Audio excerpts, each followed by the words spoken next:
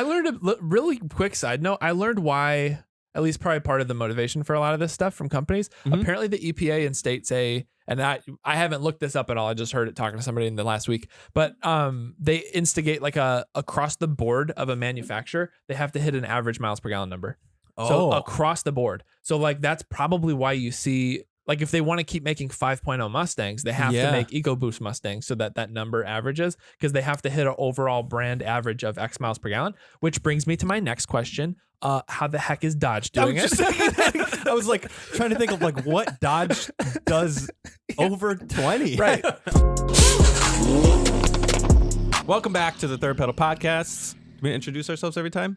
Sure. I'm Zach. I'm Jacob. Yeah, man. How's your week been going? You making it with we both have 93 octane tunes. Yeah, so not fun. That's fun. not cool. Got Sorry me to thinking about everybody E85. Yeah. Real hard. Yeah, it's like, maybe this corn thing is on something. Maybe they got some. I made fun of it at first. Maybe they got something to it. Made fun of that, and then like the last 3 episodes, we just talked about electric cars the whole time, and then now I'm like, how expensive is one now of those you've got e-golfs? a bun. Like, where are we going?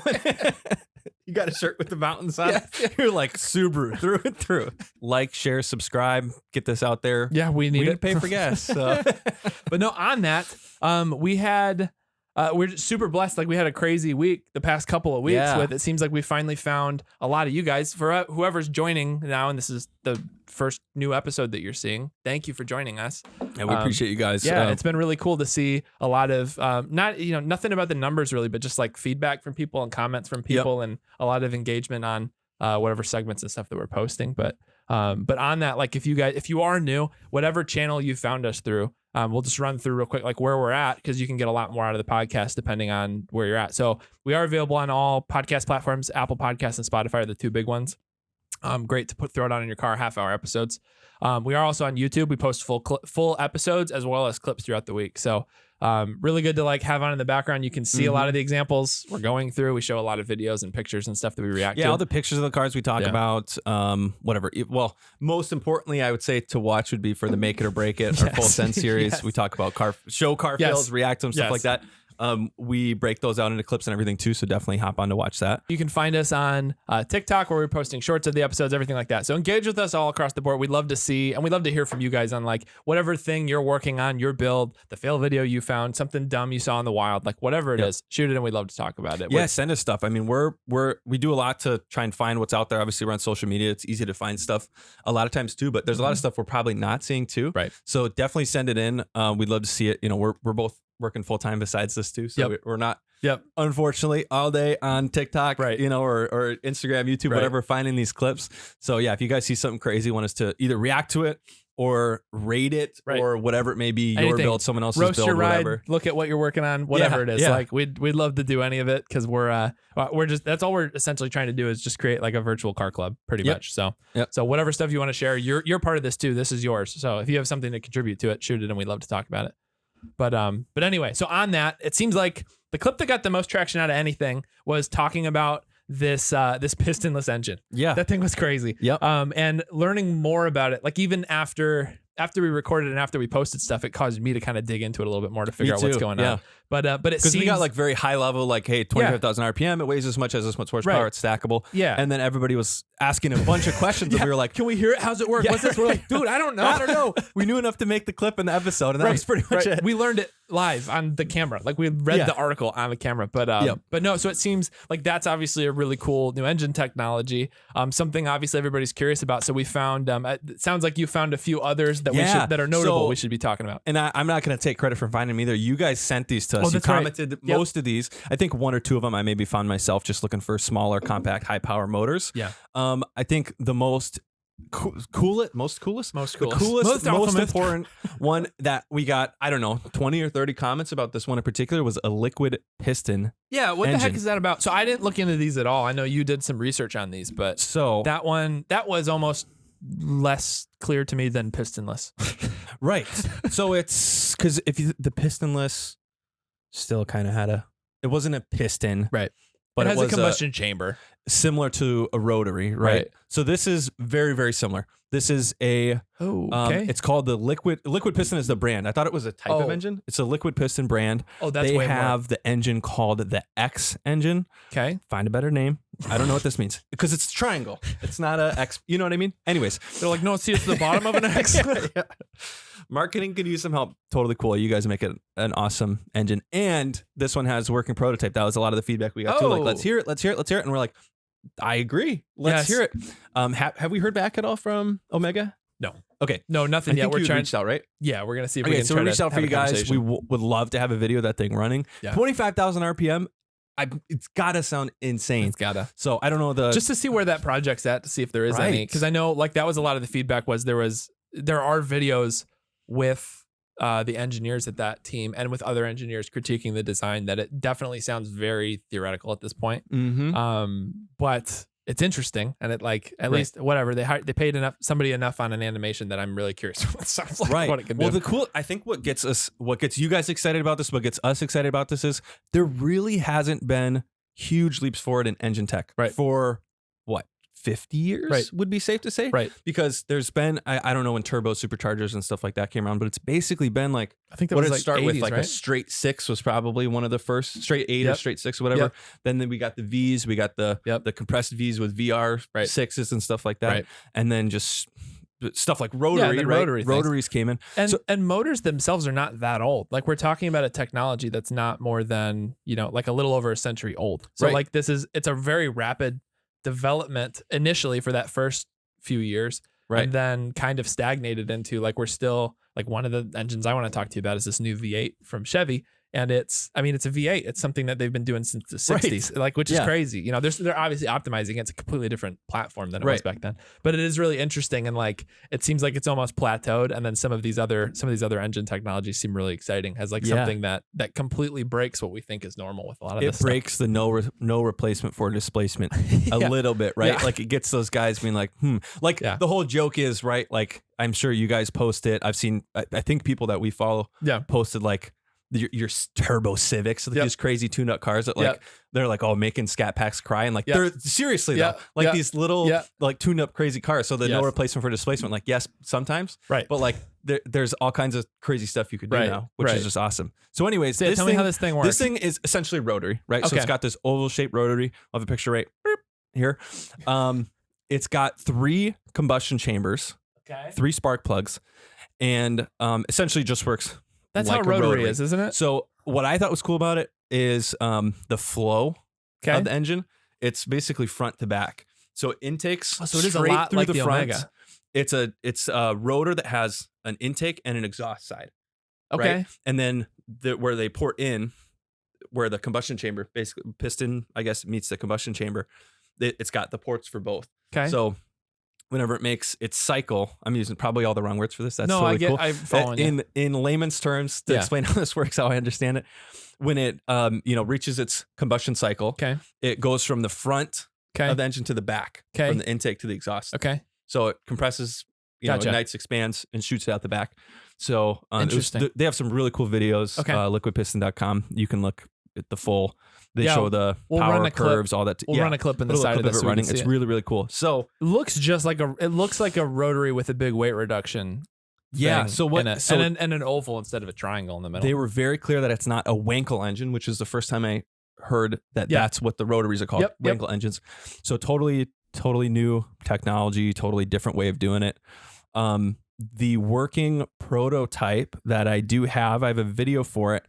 They're working on small models right now. Sure. So makes sense. It's not going to be, it's 25,000 RPM. It's stackable up to 300, 400, 500 horsepower, stuff like that. The one that I have a video of, it's 4 pounds.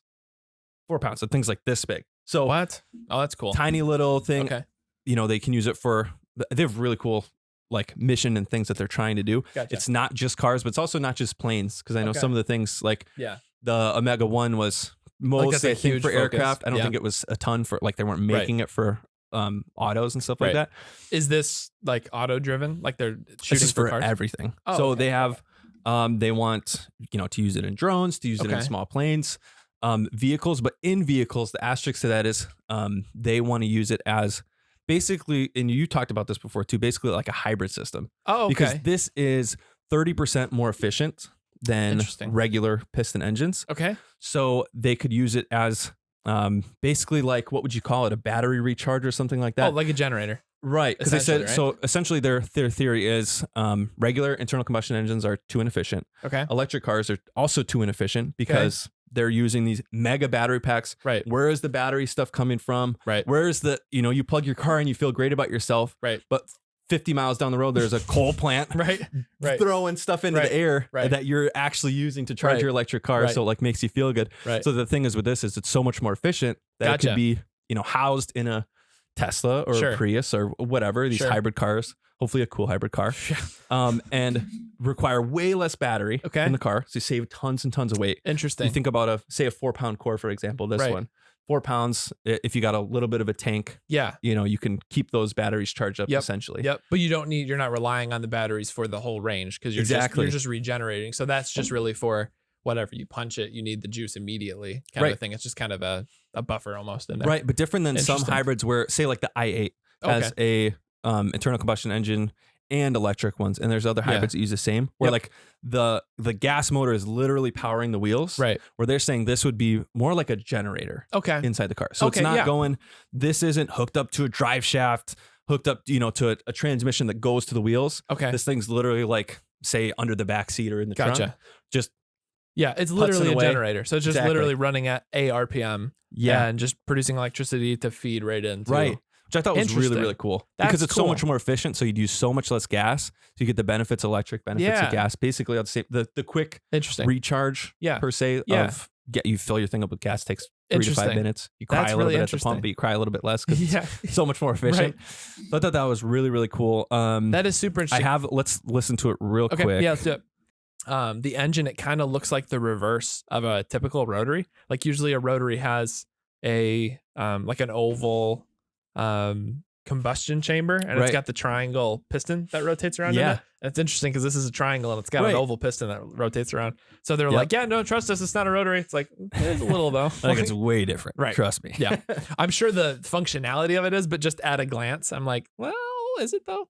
So here it is. They got this. So this is that 4-pound one I'm talking about. They got it in a go-kart. Oh, it's the go-kart video. It's the go-kart. This is that engine? This is that engine. Yep. Oh, okay. So this is not...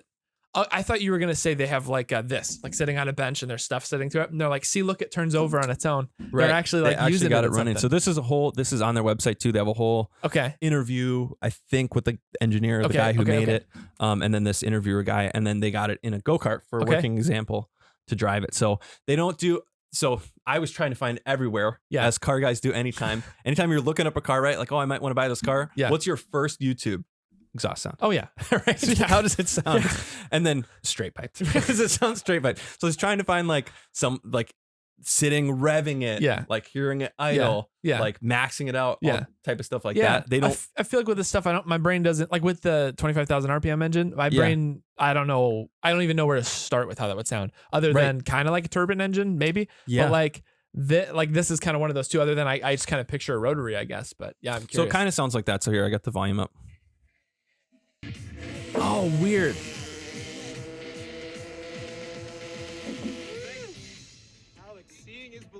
Yeah. Cool. Didn't see it. It's behind you. So look how it basically looks like a turbo, right? It does. That's the whole thing. It does look like a turbo. That's the motor? Yep. That's the whole thing. That's that thing. Yep. It's tiny. Okay, so for those not watching, it's maybe the size of a cantaloupe. Here we go. It totally sounds like a little rotary. Right, doesn't it? Interesting. So they've got other models they're working on, obviously bigger ones that produce more horsepower. That one's 4-pound core. It currently produces about 3 horsepower. So pretty tiny. Interesting. They think that model, they can get it up to about 5 horsepower. Okay. For that tiny little thing. Okay. The comparison they used was, so 4 pounds. Okay. The motor they pulled off that go-kart was a 6 horsepower motor. Okay. That was over 40 pounds. So it's a tenth of the weight. Okay. Ish the same. That's crazy. Horsepower. That's nuts. Crazy. So it's that much of the weight. 30. What did you say? It's 30%. What was the efficiency number? I think they said 30% more efficient. Okay. That's crazy. Yeah, increase efficiency by 30% thanks to the company's patented thermodynamic cycle. 30% more efficient. Yeah. That's crazy. Yeah. That's really cool. That's interesting. Yep. So that'll be a cool one to keep an eye on. like gives me a little bit of hope too for internal combustion engines.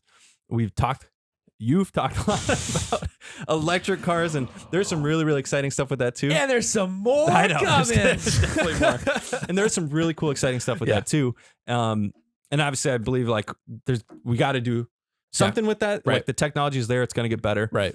Whatever. We can't expect to like the thing that they discovered, whatever. Like it's going to change. We're going to find different ways to do things. So it's interesting to see. It's just exciting to. I think all of us just get discouraged when the branding of everything electric is like, it's eco. You don't need to go fast. It's all really nice. It's super like, comfy. And you're like eco mode. And it's like a little tree. Yeah. It's like, no, dude, I want to burn rubber. Right. That's what like, I'm I want to do that. Just do that with the sustainable thing. I want to like feel it, hear it, like all that stuff. Yeah. Smell it. That's interesting though, dude. That's a really cool engine. We'll have to keep an eye on that. So yeah, for everyone who wants to look up more about this, it's liquidpiston.com. Yep. So Liquid Piston X on engine. Okay. So take a peek at it. They got tons and tons of videos, actual working models, that type of stuff. Cool. So anyways, I thought that one was really cool. Interesting. I got a few others. We got time to run through a few more? Let's run through a couple more. Maybe we can save some for future episodes. This is just quick specs. So a couple of the ones that you guys had mentioned and some that I had found. So these small power plants that produce a lot of power. Okay. Nissan has, and this one's been out for a little while, their Nismo division has created a 3-cylinder, 400 horsepower, 1.5 liter engine that weighs 88 pounds. Oh, is this the one that the dude holds? Yes. Like he's standing there that's holding the president. I'll put the picture. He's just holding it, biggest smile ever, right? Because it's that's insane. crazy. So 400 horsepower? Yeah. Holy cow. 400 horsepower to that little thing. So that's insane. I'm assuming they've pretty much maxed that thing out. Yeah, right. Like you can't throw a little tune onto it and put 600 or whatever. Yeah, I'd assume it's tuned at that point. But still, that's crazy. That's pretty. It's not naturally aspirated, is it?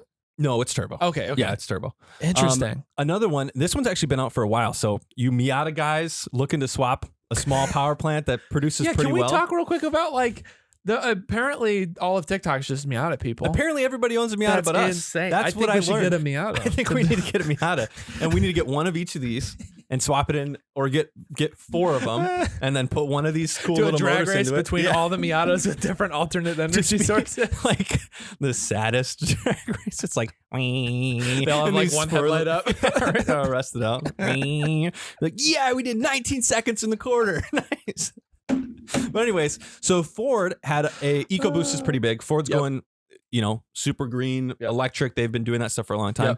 Their EcoBoost, I feel like, was kind of the first lean into that sort of stuff. I learned a really quick side note. I learned why, at least probably part of the motivation for a lot of this stuff from companies. Apparently the EPA in states and I haven't looked this up at all. I just heard it talking to somebody in the last week, but they instigate like across the board of a manufacturer, they have to hit an average miles per gallon number.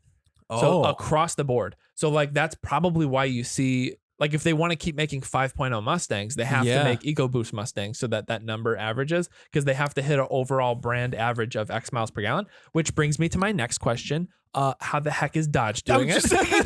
I was like trying to think of like what Dodge does over 20. Right. Like unless they have obviously have minivans and they have like, but they quit the Dart, right? Dart's gone. Yeah. What others? Right? I mean, they don't even have a 4-cylinder Charger Challenger. They're all the smallest one you can get to V6. That's a V6. I don't know what they're doing. They do have some turbo diesel type of stuff too, right? So maybe those are just like, they're not that great though. They're like high 20s. I mean, they're not. It's not like they have any like 40 or 50 mile per gallon cars. But yeah, I don't know. I heard that and I was like, that makes sense. But it doesn't though. They must be like that kid in school that's like just passing, right? Just like C average, like enough to graduate, but like teachers don't like it very much. The EPA has like been talking to Volkswagen, and then now they hear this and they're like, "Hey, Dodge, what you doing?" He just like, and they're just cranking another turbo. Let's have AC/DC playing in the background, like no, it's cool. We just made another 1,500 horsepower motor. What's it get? 3 miles per gallon. So they're like, we thought that was like an average for all American manufacturers, not like us. Yeah, right. But anyway, Chevy's been getting it with their electric. We're fine. So anyway, EcoBoost. They've been measuring it in quarter miles per gallon. Like we hit it just fine. Just tweaking the paperwork. Nah, dude, our whole fleet averages a 9-second quarter mile. That was like, no one asked for that. They're like, huh? Yeah, but our minivan will do 7. What? All right. Anyways, so Ford, back to Ford. Yeah. They have a 1-liter EcoBoost. Now the numbers aren't terribly amazing. Is this a current engine? Yeah, they've actually made this since 2012. So it's been in a Fiesta, Focus, I think those are mainly the two. So 1 liter, super tiny little guy. I believe it's a 3-cylinder. Only puts out 125 horsepower, 170 torque, but it's got an overboost mode that gets it up to 200 torque. That's pretty good numbers for 1 liter. If you think about a tiny little thing. That's what my Porsche makes now. So that's pretty good. Yeah, it's pretty good for that. So I imagine an engine that's readily available. You probably find it in junkyards everywhere. Probably pretty cheap. So if you guys are like, hey, want a pretty efficient, decent power for a Miata, small platforms like that. That's why it's in the Fiesta. Yeah. That'll get it moving. Oh, yeah. Moving and shaking a little bit. And then the last one I have is interesting. This one. I had never heard of this brand before. I know this is technically a motorcycle engine. Okay. But people swap motorcycle engines into small platforms all the time. Yeah. They all share the technology share between all of them. And this one's actually more seems more car than some of the last motors we've been talking about with these rotaries, liquid piston and stuff. This is a 4-cylinder. Oh, okay. It's still 1 liter, 999.6 cc, naturally aspirated. It's in the Aprilia RS V4 RR. I'm guessing the bike that it's in. I don't too many names. That's why we've never heard of it. So 4-cylinder, only 1 liter, puts out 201 horsepower. Oh, over 200 horsepower, 86 foot-pound of torque. 86 pounds of torque. Yeah, I'm guessing bikes are super high revving, right? Okay. So to get that 200 horsepower, it's 86 pounds of torque at 17K or something. Right, yeah, super high up. Is it an inline 4-cylinder? Yes. Interesting. Okay. Yes, asterisk. I think it is. Okay. I'm pretty sure it is. I mean, I would assume, other than if it's like a small V or whatever, but that's interesting. So to make that torque number, I think it would have to be an inline. Here's what I thought was really interesting about that. Okay. So one of the stats they mentioned was it puts out, so it's 1 liter, 201 horsepower. It's 201.08 horsepower per liter, which I've never really heard a car measured in. Interesting. Horsepower per liter? Yeah. So it's 200 horsepower per liter. Okay. So I wanted to put that in perspective, right? Because horsepower per liter, whoever really measures that. Yeah, I'm trying to do that math for my car now. It's not a good number. It's not nice. Because what's your Porsche, 2.5? Yeah, 2.5, and it's 130 horsepower, something like that. And my Subaru is a 2.0. That's easier math. 2.0, it's 300 horsepower. Yeah. So 150 per liter. Yep. Right? Yeah. 150 so that's pretty good, actually. What is this? You just scrapped my whole theory. No, I'm just kidding. Look at it. So this is 200 per liter, which is still pretty impressive. So I tried to think of what is the high horsepower platform. Yeah. The Hellcat. Yeah. That's the motor, right? If you're thinking high horsepower, what can I swap it into? Okay. Put that in my Miata too. Yeah. That's 717 horsepower for the newer model. That's 115 horsepower per liter. So this is 75? 85 horsepower more, 86 per liter than a Hellcat. Obviously, it's a smaller platform. It's just a 1 liter 4-cylinder. That's all it's got. But if we're talking horsepower per liter, that's crazy. Nuts. They packed that much into that little platform. And I thought that thing was cool. That's sweet. That's really cool. Right here. It's just in between your legs. More horsepower per liter than a Hellcat, which is definitely how they should advertise it now. That's really cool. I like that because they do that. What is the weight ratio one that they do? Oh, like a power to weight? Yeah, power to weight ratio. Yep. Like that. This is another interesting one to talk about. I wonder if this is going to get more popular when we start talking about these engines and stuff. Because I'm sure when you get into the liquid piston thing, and I wonder if that's how they're going to start rating them. And then because it's not like miles per gallon is quickly not gonna.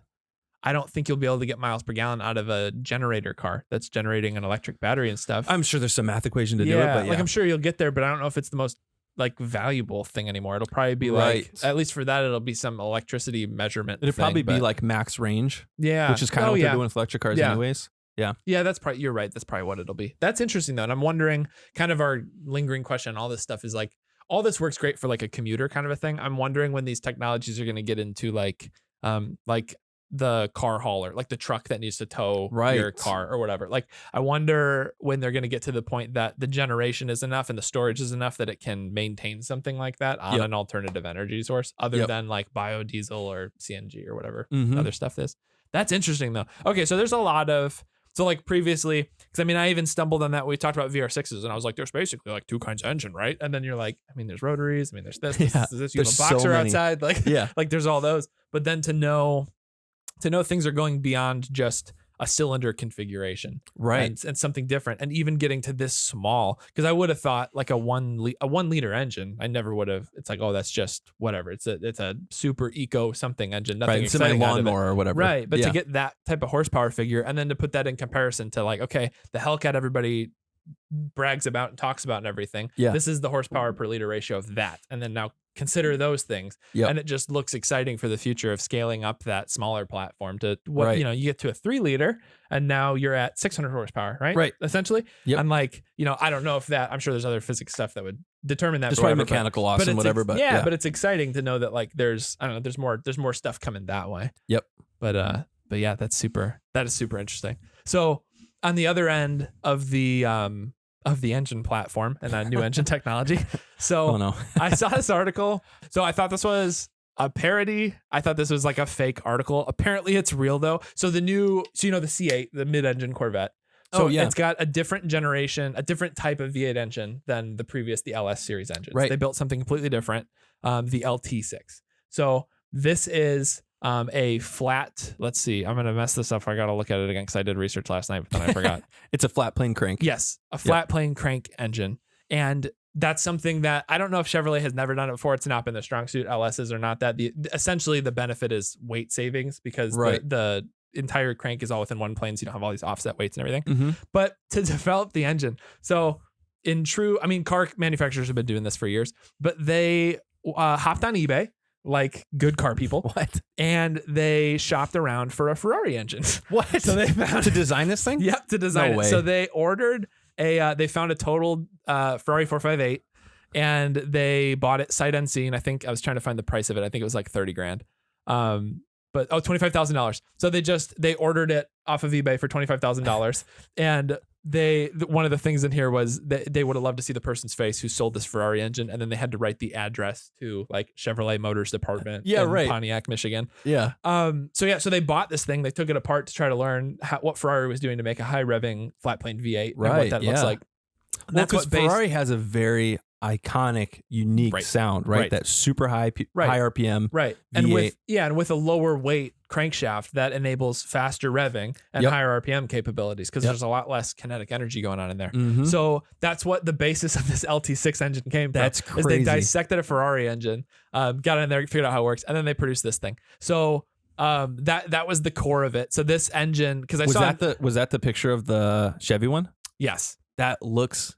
Isn't like that nuts? A plastic Ferrari I mean, because they have the plastic intakes. You know what I mean? In GM fashion, it looks like a plastic version of European stuff. But it totally does. But anyway, so that's where this new LT6 came from. Obviously has a different sound. It's higher revving. I think it has a 9,000 RPM red line. Now this is different than, because there's two new Corvettes. There's the regular C8. That's still a low revving. Is it? Are there two? Yeah. I didn't know that. I didn't look that far into it. I think it's the Z06. Okay. Was that your mic stand? Yeah. Okay. Definitely sounded like a door opening over there, and I don't have a door over there. So it scared me a little bit. We're good.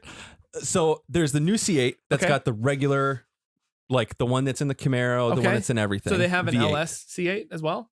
Yeah, I think it's LS, I guess, right? Because it's not LT. Yeah. And then I believe it's only the Z06 has got this flat plane crank, high revving. Because if you hear a regular, which like the way a C8 looks, let's all be honest, it is an American-made supercar for a quarter of what you get a exotic supercar for. Like, they're like, as weird as it is, they kind of nailed it. Like, they're it just is really interesting. Cutting them off at the knees with all the other, as far as competition goes. Now it's still, we need a $1 per horsepower rating for supercars and stuff too, because that's a competitor. Because with supercars, so we'll go off on another tangent maybe with this, but with supercars, like you were saying, like a raw crank and wheel horsepower is like almost not going to do it anymore. Right. Like we get it. You can go over 1,000 horsepower. Right. Freaking Hank Iras getting over 1,000 something with 5 cylinders in those things. Like, and now he's getting into R8s. Yes. I'm like, how much do you need? Yes. It's like you tip over like 2,000, 3,000 horsepower. And it's like, all right. Right. Like, it's like, there's not a tire that can. Enough. There's not a tire that can handle it. Right. Yeah. Well, and like in the tires he's putting on those things, he's going from, like, everybody has these big low profiles and he's going to the smallest size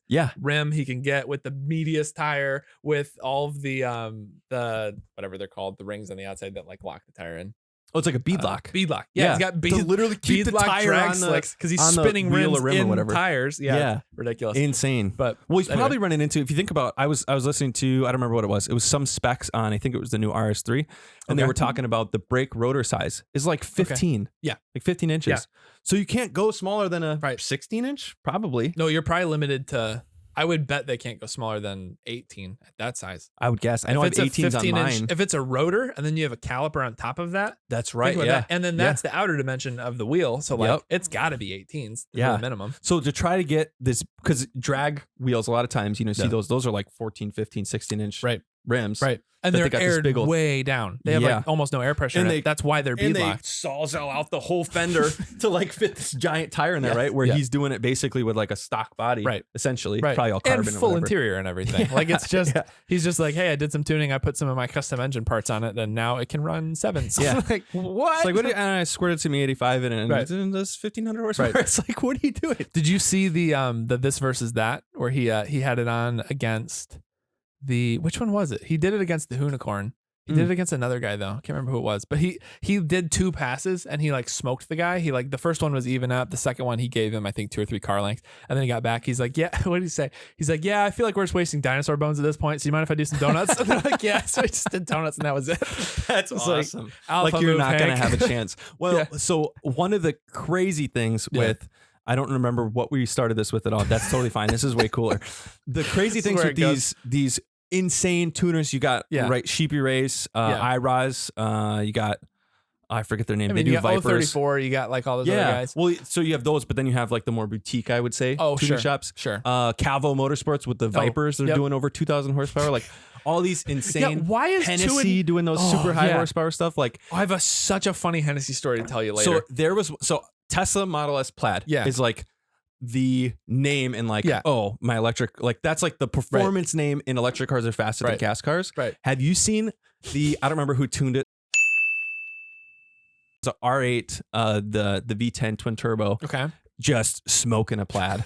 Like from, I think it was from a stop and from like a 60 roller or whatever. And then I heard the Calvo guys, they were talking about, I think it was Matt Farah maybe, was talking about, I think he took him out and was racing and whatever. He's like, so what do we do, like a 60 roll? And they're like, these things don't really move till 200. Like what it was like 100 to 200, I think, were the rolls they were doing. It's like, that's so fast. That's scary. But just insane. Wow. Like this thing just smokes the Plaid. Yeah. Because you think the Plaid is like, okay, well, the thing with electric cars is they're full torque all the way right now. Right.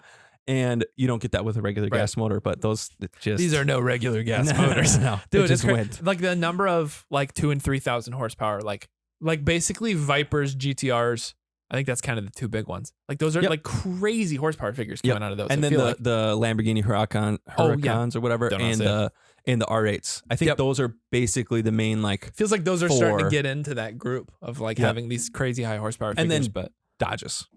Challengers, the Hellcats or Demons or whatever. What does the Demon come 900 or something from the factory? Yeah, isn't it the highest horsepower factory engine you can buy? I think so. I think that's the thing they tout or something. But do you see that's topic for another time? It's gonna be a way big tangent before we start on that. But anyway, so this episode is called Weird Engines You've Never Heard About and Why You Should Care. Yeah, I don't know. So anyway, so I thought that was super interesting. It's just some stats on the engine.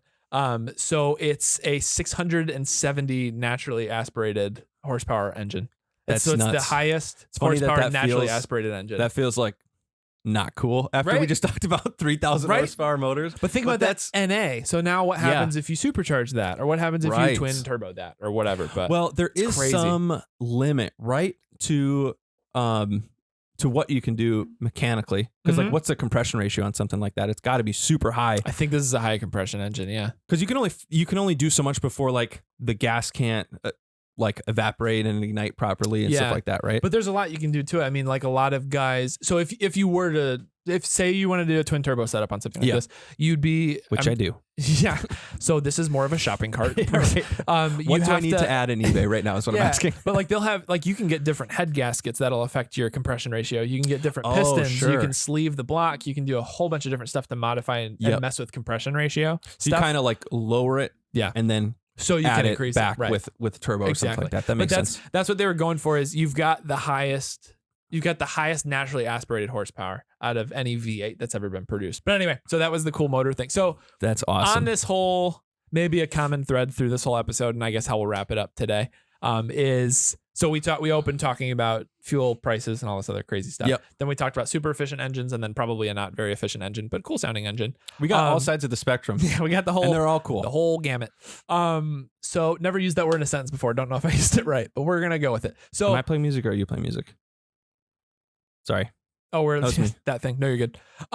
So we kind of covered the whole spectrum of engines here. So I figured a good way to close this out. Let's talk tips on improving your miles per gallon, because that's something that's obviously it's super relevant right now. What are the little tips that you do to make sure you get the most mileage out of? You probably don't. I'm the wrong guy to ask this. Well, you're not the one driving 2.5 hours to record today. I know. I'm the wrong guy. But no, like what are some tips that people can kind of take into practice to not sap the fun out of their driving? Because one of these tips is actually to have a little more fun in your car, because that can be detrimental if you don't.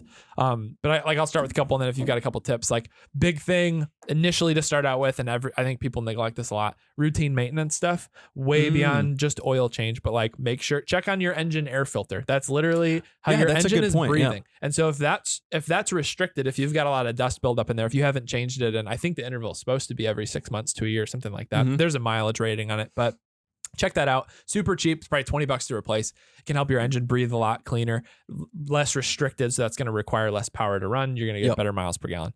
Another thing is checking your tires, like making sure your tire pressure is where it needs to be. Yeah. In the winter, air condenses because the colder air. Right. So you got the winter air in your tires. Your summer PSI, right? Yeah. You're going to be lower. And if you've got softer tires, less air in them, there's more rolling resistance. So it's not going to increase a lot. In general, in winter, you get a little bit worse mileage, right? Because you have more rolling resistance on the road. Yeah. From snow. Right. Ice, yeah, I mean, you've got water, all that stuff. You've got, technically, you're making a little more power because the air is denser. There's more oxygen in it. So you can achieve a little bit more combustion per quantity per volume of air. So I think that's another piece that comes into it, which sucks because normally that's super fun for right now, is it's boost season, because you get a little extra oomph for it, but not today. Your engine stays a little colder, you get that everything's a little cooling. bit more efficient. But so check your air filter, check all the routine maintenance stuff, check your tire pressure. Big thing is brakes. So people don't realize, especially in a lot of modern cars, you got the little electronic e-brake thing. Yep. Or like I know a lot of Audis, I just saw it on a Ford recently too. They don't really have an e-brake in the rear anymore. It's just another lever on the caliper that closes the caliper. Right. So as your car ages, that system can get a little rusty where you've got sticking brake pads and now you've got resistance. So I didn't even think about that. Yeah, it's something. Not only does it burn out your rear brakes, but it's something that while it's dragging, your engine's working a little bit harder, so you're not achieving your best miles per gallon.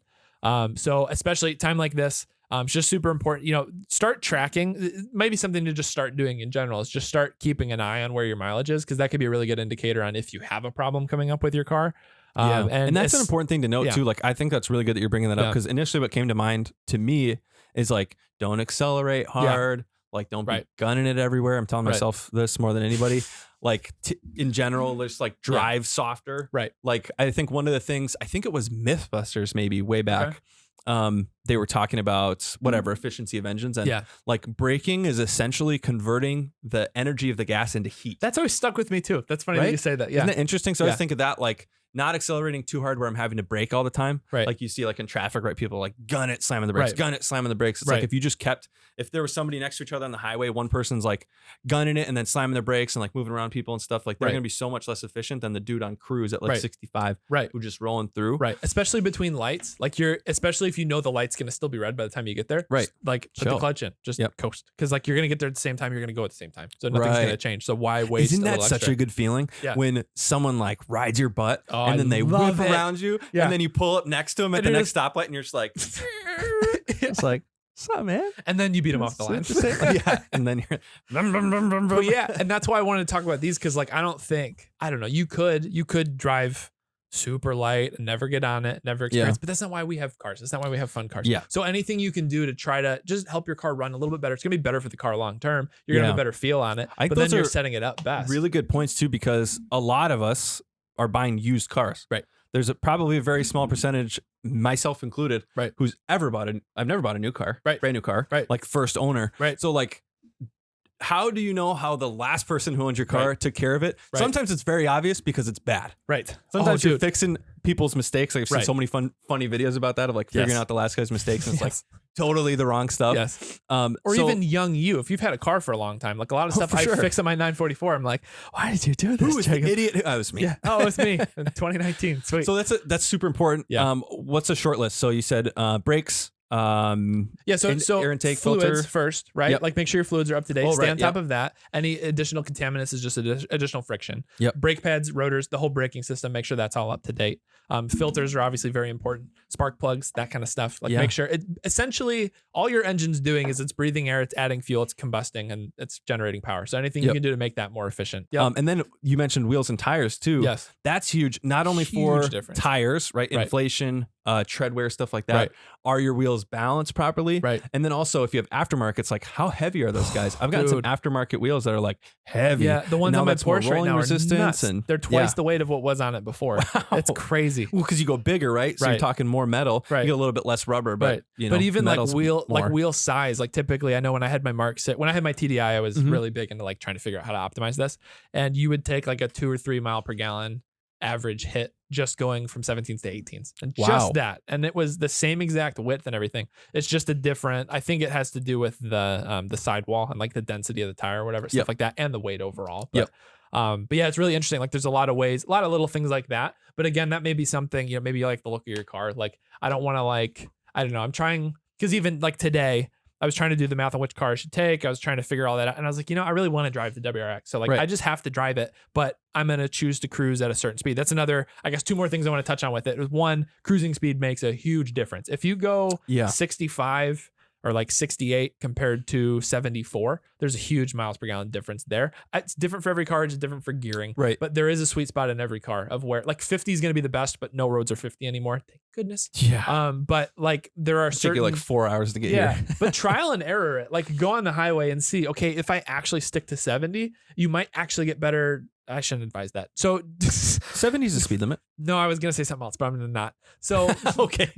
I mean, if you experiment around with a few different speeds and kind of figure out like where is your best average going to be, because maybe going 2 or 3 over is going to be it and you're going to risk it. Maybe going like 2 under and you actually do the math to say, okay, I'm really only going to show up 2 minutes later than I would have. Right. Maybe it's worth it if it's a drive that's this long and that's going to end up saving me whatever, $10 or something. I did notice now that you say that. Yeah. You sent, because you always send me like your ETA. Yeah. It was like whatever, 8:34. Yeah. When you started. Yeah. And I got a notification like halfway through. It's like, Jake will now arrive 6 minutes sooner. It's like, yeah, you're sticking to any of this. I found a shortcut. Found a shortcut. It was from here to here on the pedal. Yeah. It was on Mexico. It was in Mexico. So it was cool. I got you. It's so funny that you got the notification. I'm good like, to know. Nice. Yeah, that's good to know.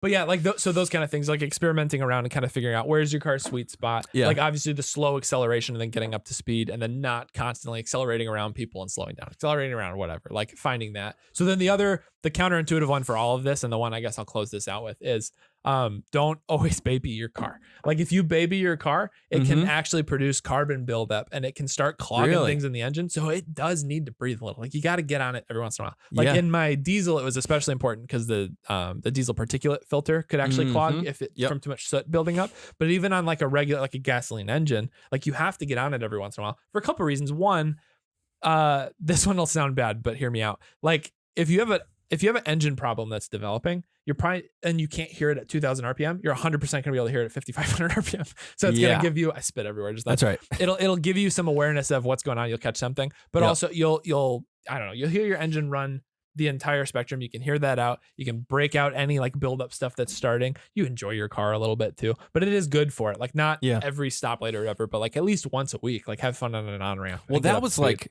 a thing with rotaries, right? Yeah. They were like, you have to take them to 9,000. Right. Like, I forget what the interval was, but like, you got to take them to full RPM every once in a while. Yeah. It's good for a car. Like an engine is designed, they don't put the red line there as like a danger, do not get near, like the Fast and Furious, like manifold pressure or whatever. Like, it's not that. It's probably your red line is actually like 1,000 RPM higher than that before things actually get that's bad. how you can, like on my Audi, I think the red line was 6,200 RPM. Yeah. And I did the tune and everything. And then it's cool because it's digital dash. So it was like, and it went crazy. 1,000 RPM higher. That's crazy. 7,200 RPM is the red line now. Because you got, and like, I get it. They're tuning from the factory. They're trying to be generous to any variance that can happen in the process. But like your engine's designed to do it. So like they're tuning for EPA standards, not like miles per gallon standards. Right. They don't need to do that. So there's a lot that can be said for making sure. I mean, we can even see it in some ways on this turbo that's sitting on the desk in front of us. Yeah. If you don't, the higher RPM that you're running through the engine, the more air it's cycling through, the faster the velocity of everything coming out of your engine. Right. So it's going to reduce the ability for any sort of buildup that's going on. So it's good for your engine. It's good for your engine to let it breathe every once in a while. Obviously, don't go crazy. Like, you don't have to get up to like 120, 130 to get on the ramp, but just like a first through third gear or something like that. Just let it get all the way up. Let it, in my car, at least anybody's got a turbo, let it experience boost. Because you're gonna catch anything weird earlier if you do that, and you're gonna prevent just weird buildup stuff and a slow lack of efficiency over time. And if you're gonna have rod knock, I mean, you might as well just send it through the block. Oh yeah. No one wants to have rod knock at a stoplight and be like, "Oh, is that sound coming back?" It's just like, no, send it, dude. At that point, at the stoplight, yeah. But anyway, so that's kind of, I guess that's kind of the stuff we've got. I feel like we could tangent on this. We could keep going on it, but that was really good. I mean, we hit the whole spectrum from high efficiency to fun, right? Yep. All across that. Fun. I like that. A lot of good tips to save gas, especially in the stuff we're having right now. So hopefully by the time this comes out, it'll be a little bit better. I have a feeling it won't be. Yep. But anyways. But it's all good. I mean, gas prices have been going up since forever. So I mean, it is what it is. We'll make do with it. But it's all a cycle. It'll come back down. It totally is. It all is. But anyway, have a good week. We'll see you again next time. Peace. I stay ending the episode with peace.